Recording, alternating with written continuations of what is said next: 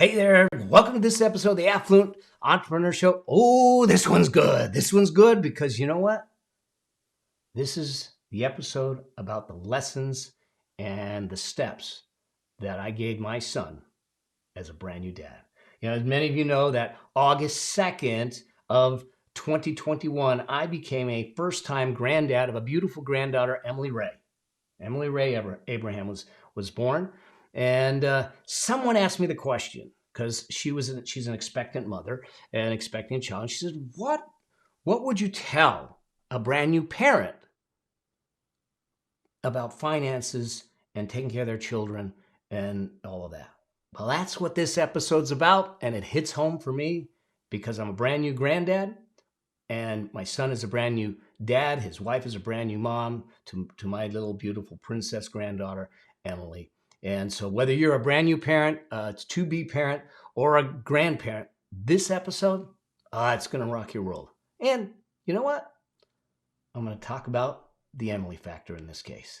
So see you in the episode. Cheers. This is the Affluent Entrepreneur Show for entrepreneurs that want to operate at a high level and achieve financial liberation. I'm your host, Mel Abraham, and I'll be sharing with you what it takes to create success beyond wealth so you can have a richer, more fulfilling lifestyle. In this show, you'll learn how business and money intersect so you can scale your business, scale your money, and scale your life while creating a deeper impact and living with complete freedom. Because that's what it really means to be an affluent entrepreneur.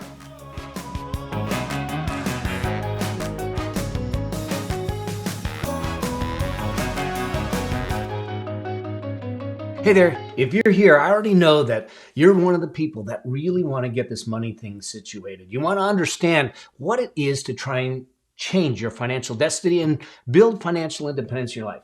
You want to be an affluent entrepreneur. I get it. So here's the deal. I want to go deeper with some of my audience and my community and spend a little more time with you. So I have a free 3-part live training event that I am doing starting October 28th. I want you to mark that on the calendar, October 28th. We're going to do 3 different sessions, about 90 minutes each. We're going to go through a number of different things because I want to set you on a different trajectory financially, wealth-wise, business-wise, and life-wise.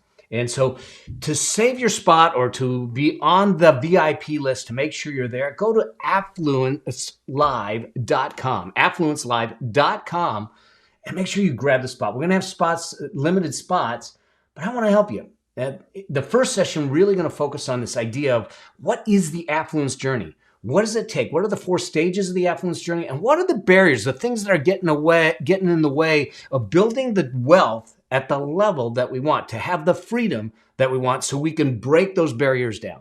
In the second session, we're going to talk about the core affluent entrepreneur principles and drivers that drive wealth and start to give you the breakdown of the pillars, the 3 pillars that all affluent entrepreneurs need to have in place to make it happen. And then we're going to bring it home in our third session. In the third session, I'm going to talk about the 9 accelerators to being an affluent entrepreneur, to live a richer lifestyle, to have a deeper impact, and to have complete freedom. So, October 28th is the date. Go to affluencelive.com, grab your spot, set yourself up on the VIP list. I'll see you there. Let's change your financial destiny together. See you there. Hey there, welcome to this episode of the Affluent Entrepreneur Show. This one's going to be a different one. Well, I keep saying that. It's going to be a cool one. Many of you know, if you've been following me for any length of time, many of you know that I am a first-time new granddad as of August 2nd this year. And so I happened to be at a mastermind recently, and a soon-to-be mom asked me, what advice would you give your son, who's a brand new dad, and me being a soon-to-be mom, what would you give them as far as advice from a financial standpoint? So that's what I want to talk about in this episode. We're going to talk about the 10 lessons that I would give to new parents. And it could be new parents, they may have had a child already, but you might be a new parent with a new child coming on board. And I think that this is something we ought to think about. And some of the lessons are financial lessons. Some of them May not be, but there are 10 lessons that I think are extremely important. And at the very end, I'm going to walk you through some numbers. And I call this the Emily factor. And so here's the thing. My little granddaughter, beautiful little Emily Ray, she's now got a framework or a process named after her because I can do that. But let's just talk about it, because here's what I want to do. Is I want to make sure that from a financial standpoint, we are raising empowered little ones to be able to do the things that they want to do, to have the things they desire to have, to make the difference in the world that they want to make, to be able to live a richer lifestyle, not a wealthy lifestyle in the sense of money is the only object, okay? Because it isn't about the money. And we'll talk further about some of the things that I did with Jeremy as he was growing up. And I'll bring Jeremy on the show. We're going to have some conversations around that, because there's some things that I specifically did with Jeremy to start to train him and get him to understand and have conversations around money. I think that we need to do that. But let's just talk about the couple things that I think we need to consider as parents and even as grandparents as we move forward, because I think that this is where we can make a difference. In today's world, you've got 78% of people living check to check, and it doesn't have to be that way. You've got people that are living in debt. They're buried in debt, and it doesn't have to be that way. But we're not having conversations around money at all, and if we do have them, it's too late. But so it's late in the game, so we haven't been able to avoid the things that we could have avoided. So if you're a parent, if you know someone who's going to be a parent, if you're going to be a grandparent, or you ever want to be a parent, this show is important. But there's also some things that I think are going to come out of this show understanding that may relate to you and your financial position, your financial future, the things that maybe you can do, and how we can play this game. All right. So these are the things that I think matter. I look at the things that I'm doing, financially, building wealth, building what I call a money machine. One of the things that we do in Affluent, in the Affluent Blueprint Affluence Blueprint is to help people understand that if you're an entrepreneur, and we primarily focus on entrepreneurs and helping them go from treadmill entrepreneur to affluent entrepreneur, to understand what it takes to make that happen. Because too often entrepreneurs come to this world, come to their business with the expectation that they're going to actually become free, that they're going to get freedom because of being in business. And what they find is that they're on a treadmill. And in fact, they have less freedom. And in fact, they're running faster and faster. And the only way to be more productive, to have more, build more, scale more, is to go faster, harder, longer. Well, that leads to breakdown, and that leads to burnout, and that leads to stress, which affects relationships, affects families, it affects marriages, it affects everything in a ripple effect down. And so what we want to do is help people understand that businesses create cash flow. They don't create freedom. And it's that cash flow, when you use that cash flow effectively using a proven process to build a money machine, it's the money machine that gives you freedom. Now, what if we started to have these conversations with our kids at a younger age? Imagine how much further ahead that they would be if you took some of the principles that I've taught and on the show and in my programs and put them in the hands of youth. What would happen? And think about this. Jeremy and Cammie, he's 31, she's 28. They just had their first grandchild. And working off of these principles, at 31 and 28, they have 3 homes and a multi-million-dollar net worth. Now, I don't say that for any other reason, but for you to understand that it's possible no matter where you are in your age or stage of life. But we got to get in the game. We got to use principles that work, which are prescriptive behaviors that make a difference over time. and we got to stay in the game. So the way I look at this is that with little Emily Ray, this beautiful little princess that came into our lives just a little while ago, August 2nd, it's a perfect opportunity for us to have this conversation and say, what should a new dad, what should a new mom do? So let's talk about it. Let's walk through some of the lessons. There we go. And for those of you that are watching on video, I'm going to jump to my iPad. We're going to walk through some of these lessons, and I'm going to walk through something that I call the Emily factor. But if you're listening, not to worry, we will make sure that all the graphics are available to you in the show notes. So make sure you go to the show notes page to do that. And if you know of anyone that is expecting a child, just had a child, doesn't matter age, get them this episode. Let's get it in their hands. Let's give them the gift of understanding how they can set their children up in a proper way so they become independent. And not only that, when we do this right, your kids ain't coming home to you to say, hey, I need to move back in with you, mom and dad. Let's make them independent, productive young men and women. All right, you game? All right, so let's just jump to the iPad and let's just talk about some of the lessons that I think come about. One of the things that we need to do.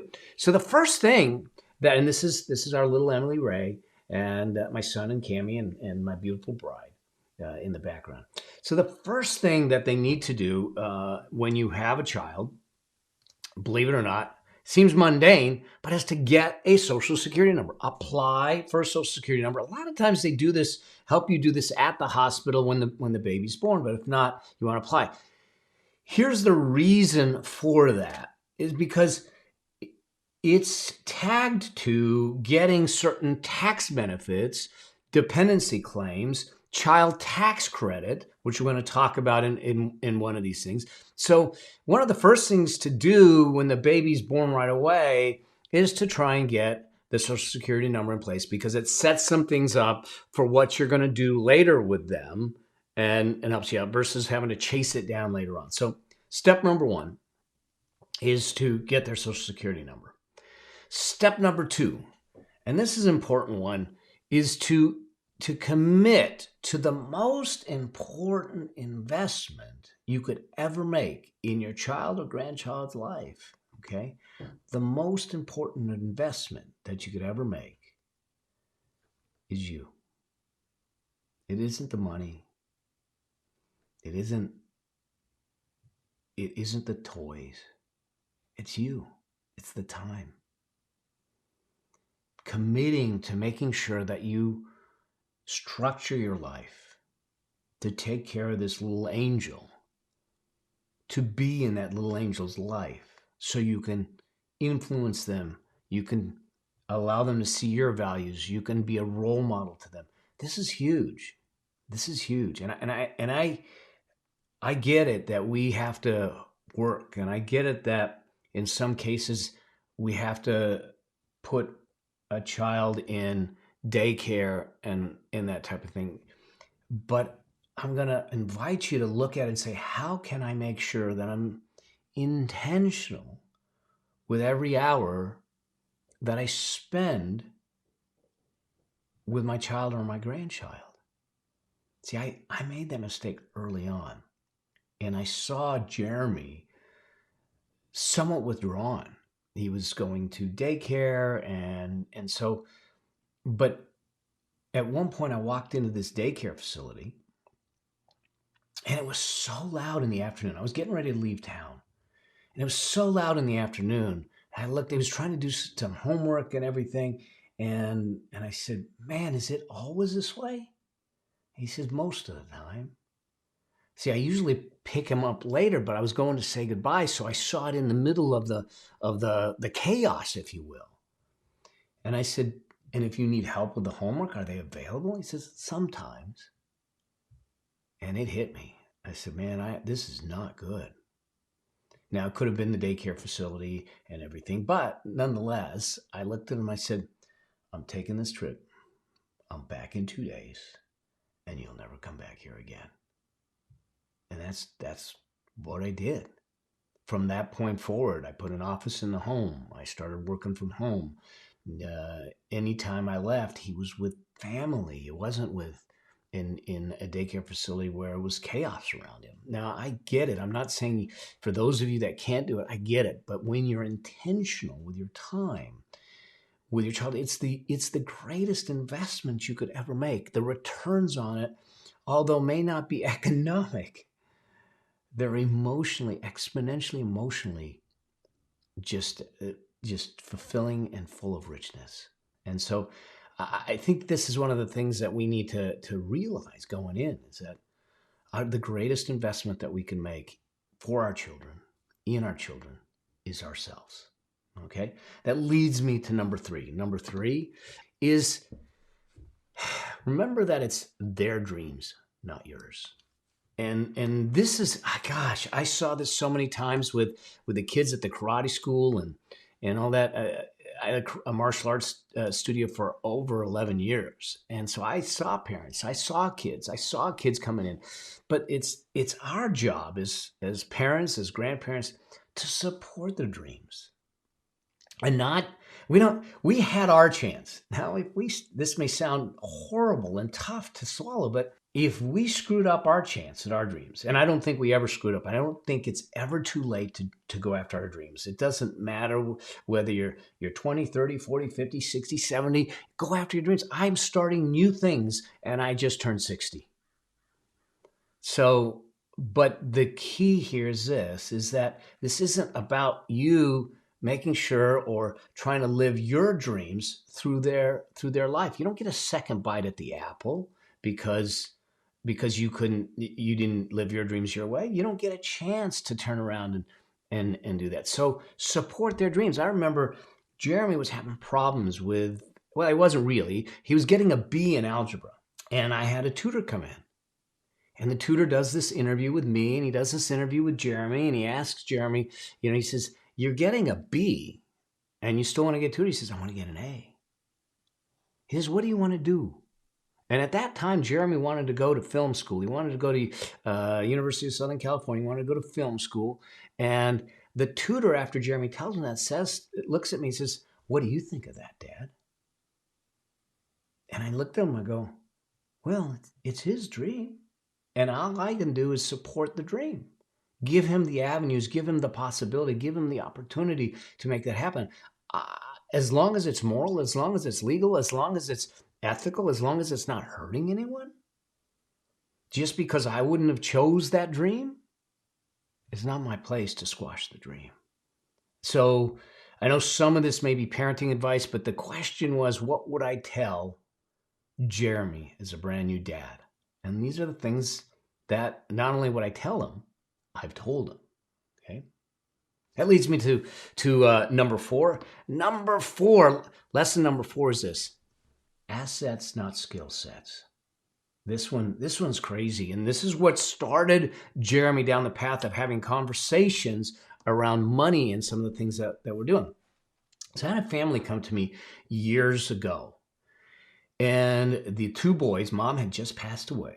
The 2 boys came to me and they were worth $5 million. Not bad. I mean, they were worth $5 million. And they said, we got to figure out what we're doing with this $5 million. We don't know. We screwed it up. And in having a conversation with them, I found out that their dad passed away 5 years earlier.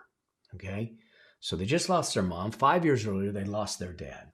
But when their dad passed away 5 years earlier, they weren't worth $5 million.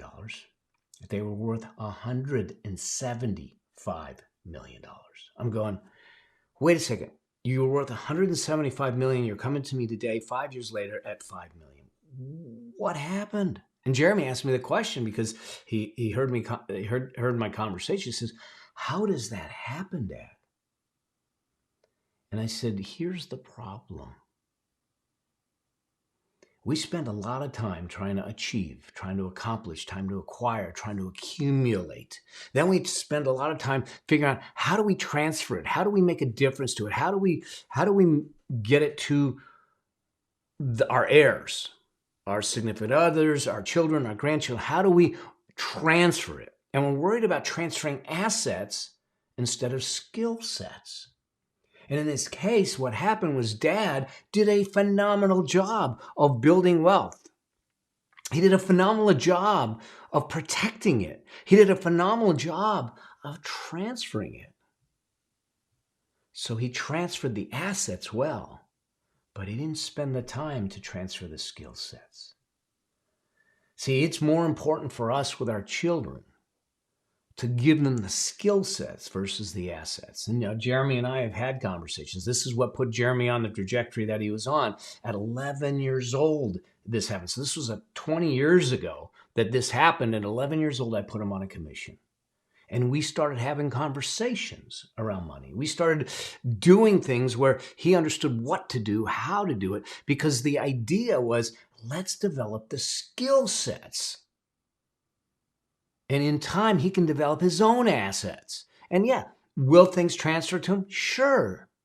But he doesn't need me. And he's not dependent on it. And he's been now empowered.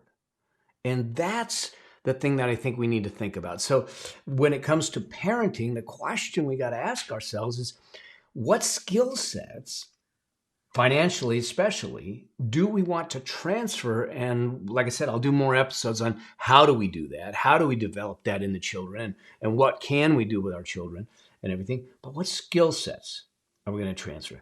And focus less on the assets. You can accumulate the assets. I have this, and there's an interview that we did, and it's a great interview. It's coming up with a dear friend of mine, Allison J. Prince. And she said, it was funny, she said, her children came up to her one time and said, "So we're millionaires?" And she looked at them and said, "Oh, no. You're not millionaires. You guys are as poor as hell. But your dad and I, we're millionaires. We're going to have to teach you how to become millionaires on your own." And they empowered them. By the time they were in high school, they were making six figures. And giving back and generosity and contribution. You're going to want to listen to this episode. It is epic. It's coming up, so watch for it. But my point is that how we teach our kids, how we talk to our kids, and do this is important. So we don't go from 175 to 5. Think about this. $170 million was lost. $170 million at 5% would turn into $700,000, over $700,000 or so a month, without touching it. A lot of bad decisions were made to lose a lot of money with those kids. I wish I got them 5 years earlier. But they're doing well. We moved to 5 million and we kept on growing from there. All right. But point being is that it is more important for us to focus on transferring the skill sets before we start transferring the assets. And that leads me to number 5. Number 5, now we'll start to look at some more tactical things, is I want you to start to rethink what we call in the Affluence Blueprint, in the wealth priority ladder. We call it a peace of mind fund. Some people will call it an emergency fund. But think about this. This fund, this amount that's sitting in a high yield cash account, is there to take care of things when things don't go right, when things are unplanned. You know, that over 60% cannot sustain themselves if they've had a unexpected expense of $600 or more. That's crazy. The reason we put a peace of mind fund in place, an emergency fund in place, is so we don't have those hiccups, so we don't have those things that cause us to go into debt, cause us to be stressed, cause us to that. This is why I call it a peace of mind fund. Well, if the peace of mind fund is based on the expenses that you have on a monthly basis, guess what? Being a new parent, your expenses just went up. So I think we need to relook at your emergency fund, your peace of mind fund, and say, what's in there? What's it going to take?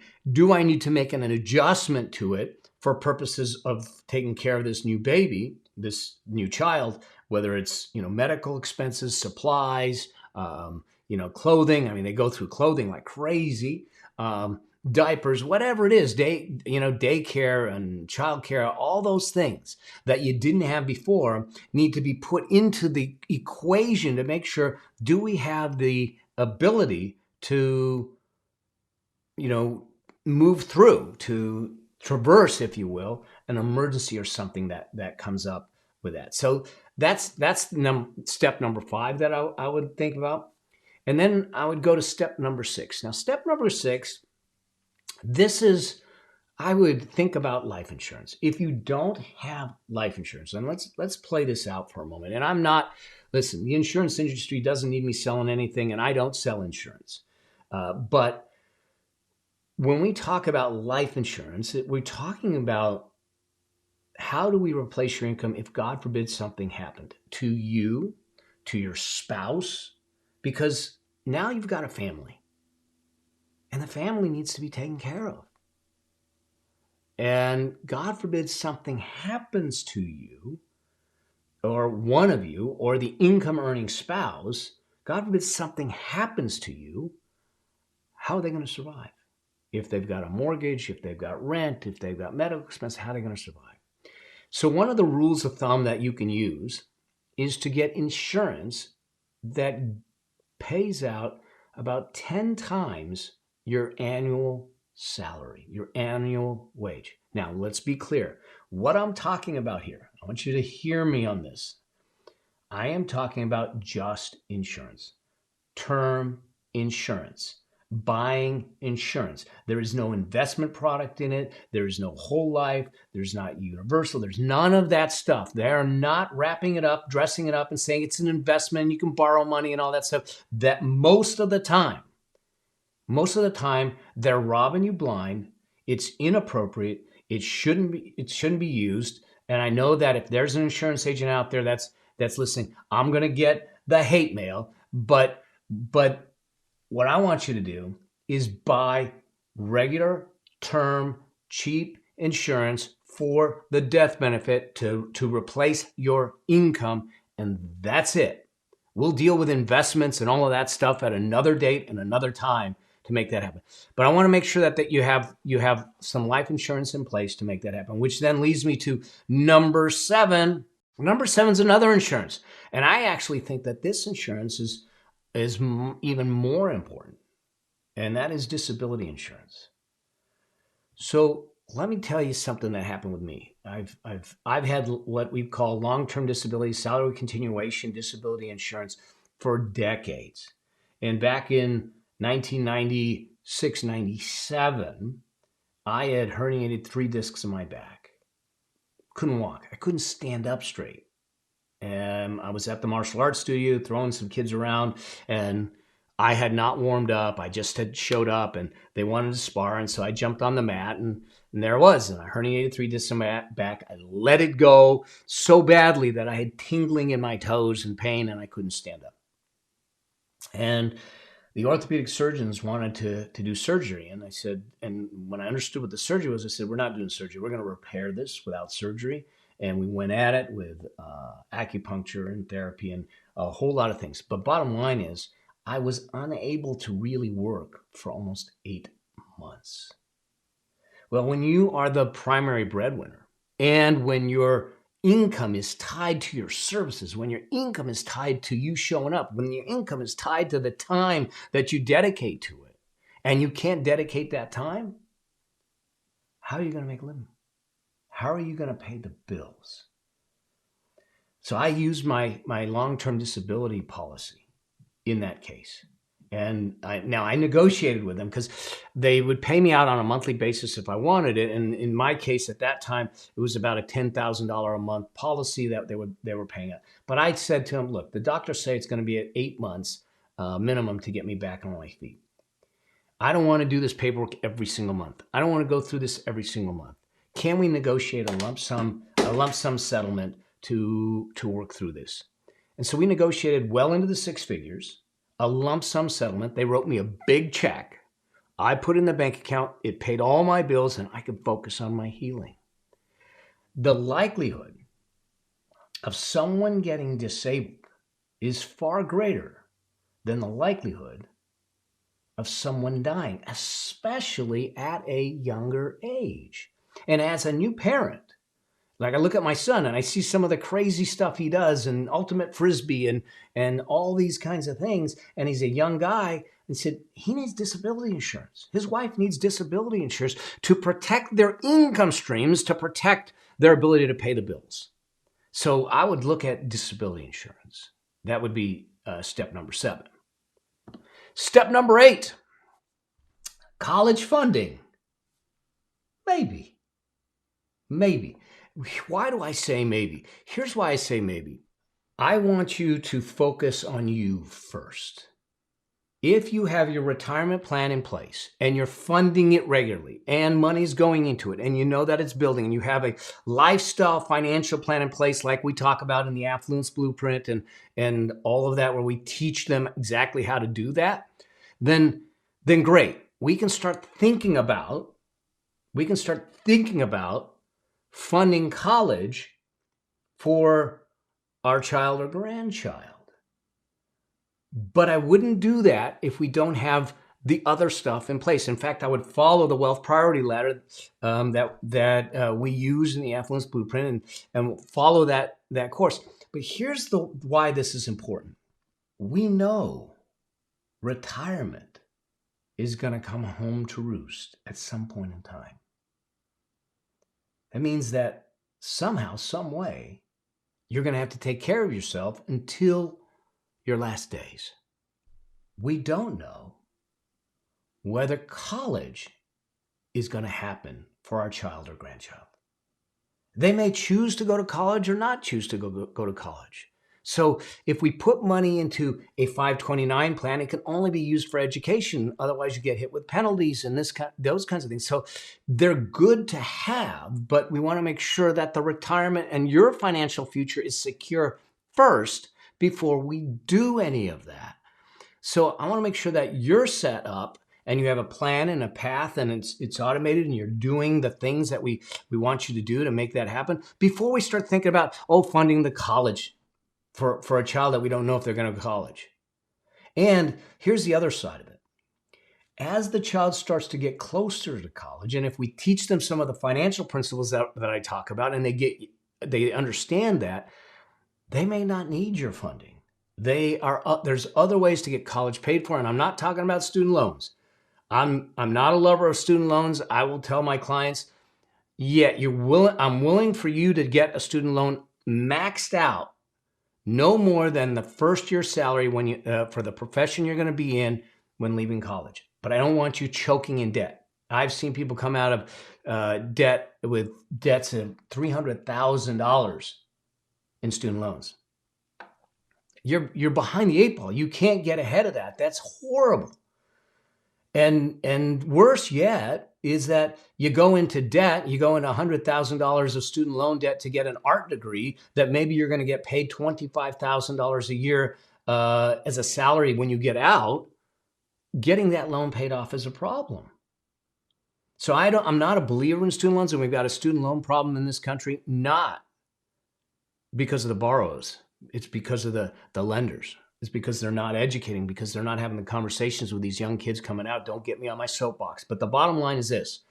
In this step, I want you to look at college funding only if you have your financial plan in place and that you're funding it to get yourself fully there. So that's step 8. Step 9, you need to update your will and your trust. Now, first things first, if you don't have a will and trust, we need to get one in place. Now, it depends on your state. Each state's going to be different, but you need something that tells the world. Here's the problem: is people say, I don't want to spend the money, or I'm just going to get it online, or you can do that.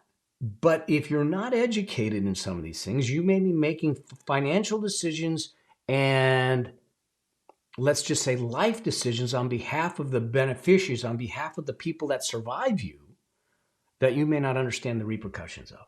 So I want you to be intentional with it. When I first put my trust in place, we did things like if Jeremy, God forbid, had any kind of addictions, how the money and how things would happen if I was gone to take care of the addiction versus just giving him money outright.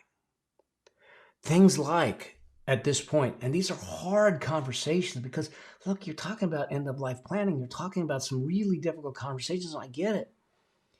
But if you don't have the conversations now, what happens if, God forbid, something happens, is it's left for the state law and the courts to decide. And Lord knows, do you want to trust your children's future, your family's future, to a bunch of courts to make the right decision and think that they're making a decision that is what you wanted? I'd have the hard conversations, because you need to have conversations around things like, what are you going to do with the money? Where does it go? How do they get it? How does it come out? What do you do about guardianship with a child? Who's going to raise a child if, God forbid, both parents are gone? How is the child going to be raised? How can you instill your values into the child through the trust and through the will? I was having a conversation working with a dear friend of mine and reviewing his stuff, because he had a new baby about a year and a half ago, and he says, I want to make sure that he's taken care of, and and I said, you want to make sure your values are transferred in, that the actions that are being taken support the value system that you're creating in the home. So it's time to start looking at updating your will and trust to make sure that the people you care about are taken care of. And I get it. It may not be fun. It may be painful and frustrating to have some of these conversations that you just don't want to have. But I'd rather you have it now, when things are open and things are healthy, than have it when you're distraught, stressed, and trying to figure things out because things are going awry. Okay? So that's number 9. And then number 10, and then we'll get to the Emily factor, is make sure that you're taking advantage of the child tax credit. This is important. It's a lot of money. Child tax credit, for the most part, is $2,000 per qualifying child. This is another reason to make sure that you get that Social Security number so you can get that $2,000 child credit. If you owe less taxes than the $2,000, guess what? They'll refund the credit to you. You'll actually get a check from the government up to $1,400 per qualifying child. Okay? So it's a lot of money. So you want to make sure that you're properly asking for the child tax credit. Your CPA, your tax preparer, as soon as they know that you have had a child, they should know that this applies. Why is this important? Well, one, it's a lot of money. 2, if you consider this child tax credit and try to use it for what I call the Emily factor, you're going to see how you can set your child or your grandchild up easily. So let's talk about the Emily factor, all right? What is the Emily factor? Well, it's nicknamed after my beautiful granddaughter, Emily. And here's the thing. People ask, what are you going to do for her? And what are you going to do for her? What are you going to do? What should I do? So I want to make some assumptions, and I'm going to show you how we can set them up. But I want to be really clear on this. We don't do what I'm going to ask you to do here without putting a process in place to educate them, to transfer the skill sets in the process. All right. So let me repeat that. We don't do what I'm going to ask you to do here unless you have a process and you're working through transferring the skill sets to your child or your grandchild so they know how to handle it, so they know how to build it. So they don't take 175 million and make it 5 million, but they take 100 and they make it 1 million. That's the overarching context of all of this. Otherwise, it's because I truly don't believe in just handing money to kids. If they have not proven themselves worthy of it, if they have not proven themselves mature enough to handle the tool, remember, money it's agnostic. It is a tool. It is a tool. It's a hammer. And a hammer can be used to destroy as much as it can be used to build. But if we don't teach them how to use the hammer, in all likelihood, they're going to start destroying things before they start building things. We don't ever want to do that. I don't ever want to do that. So that's why it's important to focus on skill sets versus assets first. So overarching everything we're going to do now is that we are transferring the skill sets. All right. So what is the Emily factor? So let's just make some assumptions. here's what I'm going to plan to do with Emily, and these aren't the numbers, but I want you to I changed the numbers because I think it makes it workable. And when you think about the $2,000 child tax credit, which is money coming back to you, you're going to see that this child tax credit can actually fund the Emily factor. Okay, so let's assume that at birth, I decide to gift $500. Now, when I say gift, I put it into a high yield cash account, or I put it into an account. Okay, aside for her. Okay, I don't give it to her. I just put it in an account, and I'm gonna take that and put that aside on day one of life. Okay, then I'm gonna take $25 a week, $100 a month, and put it into that investment account for 20 years.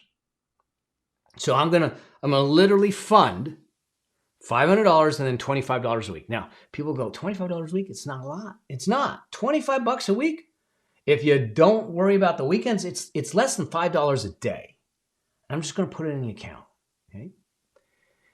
And I'm going to invest it into a broad-based ETF or index fund. In other words, a broad, full stock market type of fund. I'm not going to tell you which fund to go into. That's a separate ballgame. We walk through the evaluation criteria in the Affluence Blueprint. But I think that if you look at the average returns of ETFs or the stock market, broad-based stock market, it's 8%, 8 to 10%.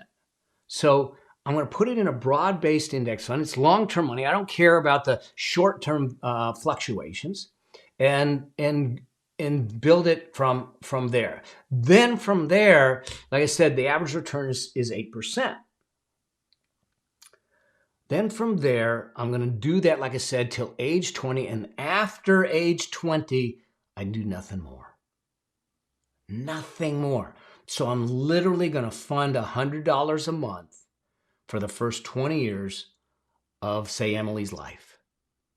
And what does that do? Now, in that process, now she's too young to learn, but starting 10, 11, we start having conversations and teaching about money and investing, and we teach about generosity and giving and donations and values and all those things that come into play. We transfer a set of values and we transfer a set of skills to the children over time.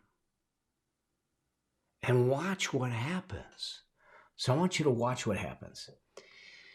And then for those of you that are listening, these are the graphics you want to download so you can see exactly what's happening. Or if you're watching the video, you're going to see this. The bottom line is this. After age 20, at age 20, here's what's going to happen. In that account, at 8%, there's going to be $61,365 in that account. But I only put in $24,500. Remember, I was only putting in $100 a month plus the $500 I started with. So $61,000 is in that account. 60% of the money in that account was from growth. It wasn't from me. It wasn't from you. Now, this is why it's so important to teach them the skills. Because now they can take the money out. They can do what they want with it at that point. They can pay for college and everything. But my desire, my conversations and the training and the skill set is to get them to say, just leave it. Leave it alone. Don't touch it. Because now, if they leave it for another decade, so now they finished school, they paid for school a different way, and now they're age 30. At age 30, we've put no more money in. Not another dime. That same $60,000 just keeps accumulating and building and building based on compounding at the 8%, because that's the average rate. Some years we'll get 10 or 11 or 12%. Some years we'll get 3 or 4%, but call it average 8%. At age 30, that $60,000 goes to $136,000. $136,000. Now, 82% of the account value is from growth, not from you. Remember, you still have only put in $24,500. You get 122% increase every single decade. Okay? Every single decade. Now, if we get them to hold it till they're age 40, That $136,000 now turns into $302,000. So our $24,000 we put in there for our child or our grandchild has now turned into $300,000 by the time they're age 40. Think about how that shifts their lives. Think about that, how that gives them peace of mind. And if in the process we gave them the skills to operate, the skills to do it and everything, it completely transforms. But watch this. This is where it even gets even more magical. Now, if we give it one more decade, we go from age 40 to age 50. Don't touch it. Guess where it ends up? Another 122% up. $670,000, almost $750,000 from your $25 a week.